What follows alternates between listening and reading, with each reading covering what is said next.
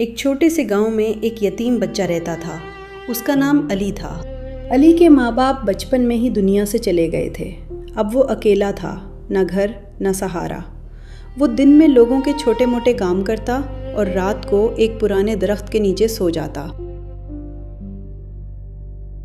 گاؤں کے لوگ اپنے گھروں میں خوش کھانا کھاتے ہوئے جبکہ علی دور سے دیکھ رہا ہے اور وہ اداس ہوتا۔ ایک دن گاؤں میں ایک امیر آدمی آیا۔ اس نے اعلان کیا، جو لڑکا میرا امتحان پاس کرے گا میں اسے اپنا بیٹا بنا لوں گا۔ گاؤں کے بہت سے لڑکے آگے آئے، لیکن امتحان عجیب تھا۔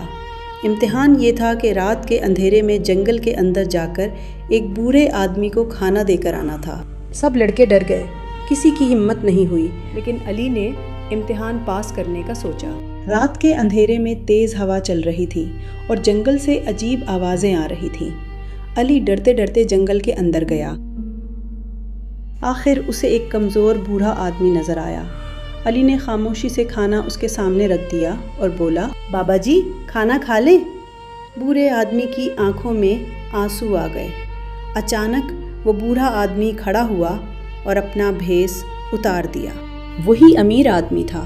اس نے کہا، یہ کوئی عام امتحان نہیں تھا، یہ انسانیت کا امتحان تھا اور تم کامیاب ہو گئے ہو۔